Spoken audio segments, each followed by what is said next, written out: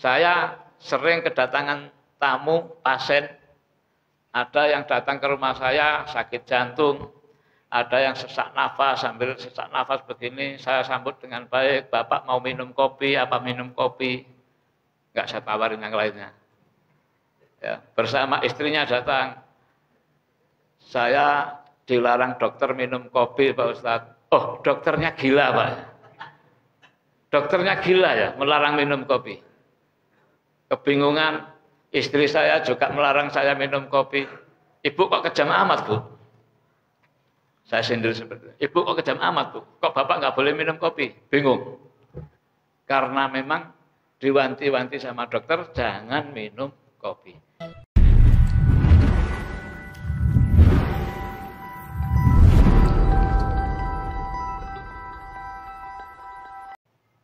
Kita sudah merdeka secara teori sejak tahun 1945, tapi sebetulnya kita belum merdeka. Karena masih banyak hal yang kita dijajah. Dalam hal keuangan, uang yang kita miliki masih uang yang terjajah. Uang kita merosot terus nilainya. Tahun 1945, 2 rupiah nilainya sama dengan 1 gram emas. 2 rupiah sama dengan 1 gram emas. Itu tahun 1946. Sekarang nilainya 1 gram sama dengan 1 juta. Jadi 1 rupiah tahun 1946 nilainya 500.000 kali lipat dibanding sekarang. Ini menyedihkan. Ini bagian dari konspirasi. Bahwa uang yang kita miliki bukan uang milik Indonesia, tetapi uang yang dicetak oleh bankir internasional. Hampir tidak ada yang paham masalah ini. Yang kedua, masalah kesehatan. Dari waktu ke waktu kita dijajah dengan ilmu kesehatan.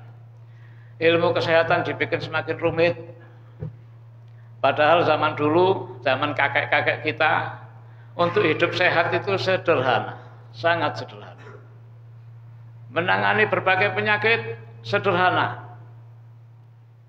Dan alhamdulillah sejak tahun 2000 saya berupaya mengembalikan bagaimana kesederhanaan dalam ilmu pengobatan itu supaya bergulir di masyarakat. Dan alhamdulillah yang nyambung dengan kami umumnya hidupnya lebih sehat umumnya. Tapi yang tidak mengenal dengan bagaimana cara hidup sehat yang sederhana umumnya menderita dalam proses pengobatan. Ini menyedihkan. Bapak dan Ibu sekalian, ada banyak faktor yang menyebabkan ini semuanya terjadi. Tapi ini semuanya memang sudah diprediksi oleh Rasulullah Sallallahu Alaihi Wasallam. Di mana Rasulullah Sallallahu Alaihi Wasallam bersabda, "Latunqadunna oral Islam urwatan urwatan." Simpul-simpul Islam itu akan dicabut oleh Allah Subhanahu wa taala. Satu persatu dari simpul Islam akan dicabut. Satu persatu dari kehidupan sunnah akan dicabut. Satu persatu dari warna keislaman kita akan dicabut. Rasulullah menyampaikan, awwaluhunna naqdhan al-hukmu. Yang paling pertama dicabut hukum, masalah hukum. Masalah hukum dicabut, kemudian tradisi-tradisi dicabut. Dan yang paling terakhir itu nanti sholat yang dicabut. Kalau umat itu sudah nggak boleh sholat, itu sudah berarti jenjang yang paling terakhir. Nah, dalam hilangnya urwah tadi, simpul-simpul Islam tadi, apa yang Rasulullah katakan? Setiap kali simpul Islam itu hilang, tradisi Islam itu hilang, masyarakat bukan merebut kembali untuk mengembalikan, tidak. Tetapi karena sudah lemahnya iman, apa yang dilakukan oleh masyarakat? Tashabbatsan nas billati taliha. Manusia secara umum ya mempertahankan sunnah yang berikutnya. Bukan mengembalikan sunnah yang hilang. Bukan mengembalikan tradisi yang hilang. Ya. Karakter orang Islam yang sebenarnya itu tidak rela dengan hilangnya sesuatu. Ya. Ulama-ulama zaman dulu, khalifah-khalifah zaman dulu, begitu melihat satu simpul Islam akan hilang, langsung dirombak sedemikian rupa. Pertama kali yang merombak ini adalah Khalifah Abu Bakar As-Siddiq. Begitu Rasulullah Shallallahu Alaihi Wasallam meninggal, tiba-tiba masyarakat mulai membuat kebijakan tersendiri. Apa yang masyarakat mau lakukan? Kami tidak akan membayar zakat lewat pemerintah, tapi kami akan membayar zakat sendiri-sendiri. Ributlah, terjadi satu keributan yang luar biasa. Para sahabat terpecah menjadi dua bagian. Sebagian mengatakan, sudahlah kita nggak masalah membiarkan zakat ini, mereka akan bayar sendiri, kelompok sendiri-sendiri, terserah, nggak ada masalah.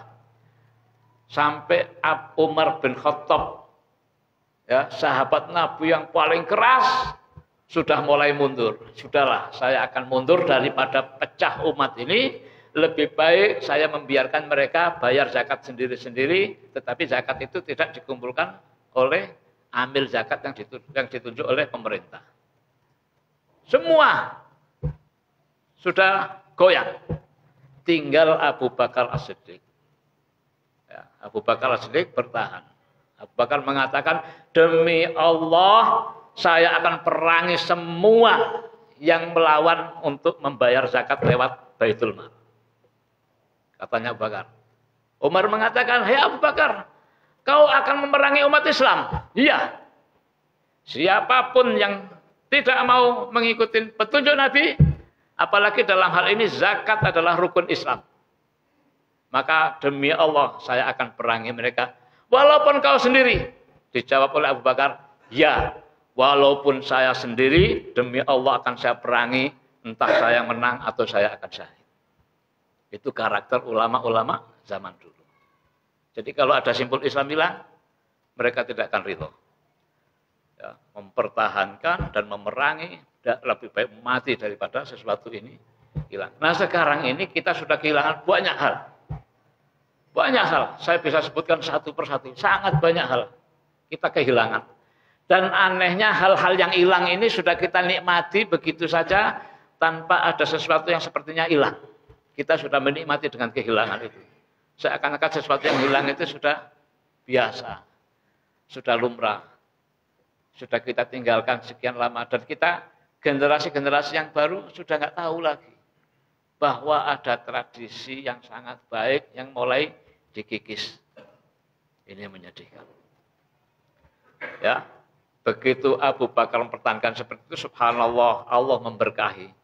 Kam min fi'atin qalilatin ghalabat fi'atan katsiratan. Jadi Abu Bakar bertahan, akhirnya satu persatu sahabat-sahabat yang dekat dengan Nabi bergabung ke Abu Bakar dan akhirnya memerangi orang-orang yang tidak mau bayar zakat. Muncul problem setelah itu Musailamah al-Kadzab. Begitu pula. Ya, begitu karakter orang terdahulu. Bapak dan Ibu sekalian, saya ingin menyampaikan hal-hal yang ringan sebagai contoh. Ya, hal-hal yang ringan sebagai contoh dari tradisi-tradisi umat, tradisi ulama-ulama kita. Salah satu tradisi ulama kita yang nikmat rasanya itu adalah minum kopi. Ngopi. Ngopi itu tradisinya ulama. Ulama-ulama Yaman, Hadramaut, itu sampai membuat buku tersendiri tentang kopi. Bahkan membuat syair-syair tentang kopi. Manfaat kopi. Mulailah kopi ini dicaci maki. Mulailah kopi ini dijelek-jelekkan. Sampai muncul banyak ibu-ibu yang melarang suaminya ngopi. Saya sering kedatangan tamu, pasien. Ada yang datang ke rumah saya sakit jantung. Ada yang sesak nafas, sambil sesak nafas begini, saya sambut dengan baik. Bapak mau minum kopi, apa minum kopi? Enggak, saya tawarin yang lainnya. Ya, bersama istrinya datang. Saya dilarang dokter minum kopi Pak Ustadz. Oh, dokternya gila Pak. Dokternya gila ya, melarang minum kopi. Kebingungan, istri saya juga melarang saya minum kopi. Ibu kok kejam amat Bu? Saya sendiri seperti itu. Ibu kok kejam amat Bu? Kok Bapak nggak boleh minum kopi? Bingung. Karena memang diwanti-wanti sama dokter, jangan minum kopi. Kenapa kopi menjadi sesuatu yang dilarang? Padahal kopi sesuatu yang spesial, kopi kebanggaan ulama. Tradisi minum kopi adalah tradisinya para ulama. Ya. Tradisinya para ulama. Ada apa? Apa yang terjadi? Ini semuanya terjadi karena konspirasi. Apa itu konspirasi? Konspirasi itu sesuatu, ya, satu langkah atau persekongkolan. Ya, konspirasi adalah persekongkolan. Untuk apa? Persekongkolan untuk menjerumuskan umat manusia. Ya. Target utamanya supaya manusia cepat mati, itu target utamanya. Kalau nggak bisa cepat mati, setidak-tidaknya berbagai faktor yang menjadikan penyakit, ya, diarahkan ke arah sana. Jadi banyak hal dalam kehidupan kita ini, banyak hal yang di situ dimuatin konspirasi. Untuk apa? Supaya menyumbang penyakit dari A, menyumbang penyakit dari B, menyumbang dari puluhan benda. Salah satunya air minum. Kalau di Amerika air minum diberi fluoride. Apa itu fluoride? Fluoride itu mineral umumnya ada di laut. Manfaat utamanya menguatkan tulang, itu fluoride yang asli. Tetapi fluoride yang diberikan ke air minum bukan fluoride asli, fluoride palsu yang merupakan racun. Kembali ke contoh kopi tadi. Ada apa dengan kopi? Kopi itu mengandung satu zat yang namanya kafein. Apa itu kafein? Kafein adalah antioksidan. Kafein itu anti racun. Kalau ada orang keracunan, minum kopi berkurang racunnya. Minum kelapa muda berkurang lagi racunnya. Minum daging kambing berkurang lagi racunnya. Serius apa yang saya katakan. Jadi kopi itu anti racun. Nah, di Jerman ada perusahaan farmasi besar, perusahaan farmasi yang paling top di dunia. Salah satunya namanya Dexter. Dexter punya anak perusahaan, diantaranya Bayer. Mungkin bapak-bapak tahu yang namanya Bayer. Ya, Bayer itu anak perusahaannya Dexter. Ada apa mereka? Mereka membuat kafein palsu. Kafein palsu ini disebarkan ke seluruh dunia, dipakai untuk minuman-minuman yang menyegarkan, pengganti kopi. Dan minuman-minuman itu biasanya adanya di minuman yang sering diminum oleh supir dan olahragawan. Apa? Seperti Krating Daim, Hemaviton, Penter, Hormoviton. Minuman-minuman energi drink tertulis mengandung kafein 50 mg. Itu kafein palsu, sementara kafein yang ada pada kopi adalah sesuatu yang menyehatkan. Kalau yang palsu sifatnya racun. Para dokter dan para farmasi diberi literatur yang palsu. Orang-orang farmasi, dokter mendapat ilmu dari sesuatu yang palsunya. Sehingga mereka mengenal kopi ini bahaya. Apalagi kalau orang sudah tekanan darahnya tinggi, nggak boleh minum kopi karena akan memacu semakin tinggi. Itu kopi palsu, kafein palsu. Dan sekarang banyak kopi-kopi saset, ya, ada yang warnanya coklat, ada yang warnanya hitam. Kadang-kadang kopi, tapi kalau dibaca komposisinya tidak ada kopinya. Tapi adanya perisa rasa kopi. Jadi hati-hati. Kalau minum kopi sasetan, baca komposisinya. Pakai kopi beneran atau perisa. Perisa rasa kopi, dan biasanya diberikan kafein juga di situ. Nah, ini membiaskan. Itulah tujuan konspirasi. Karena kopi ini mengandung kafein dan kafein sudah dijelaskan untuk para farmasi dan para dokter bahwa kafein ini bahaya, maka orang-orang farmasi, para dokter kompak semuanya sesuai dengan standar ilmu mereka yang ilmu palsu. Mulai melarang jangan minum kopi. Padahal minum kopi itu menyehatkan, sehat dan mensehatkan. Apa buktinya kalau kopi bukan racun? Apa buktinya?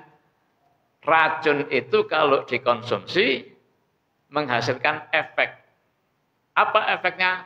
Begitu orang keracunan skala yang sangat sedikit, kepala pening. Itu tahap awal.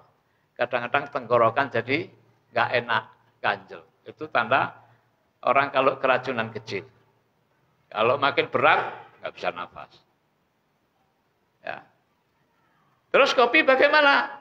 Justru kopi sebaliknya. Orang yang pening kepala itu malah hilang dengan kopi. Ini artinya kopi itu anti racun, bukan racun. Tapi ilmu bahwa kopi adalah racun sudah terlalu menyebar kemana-mana. Sehingga hampir seluruh rumah ya takut dengan kopi, khawatir dengan kopi.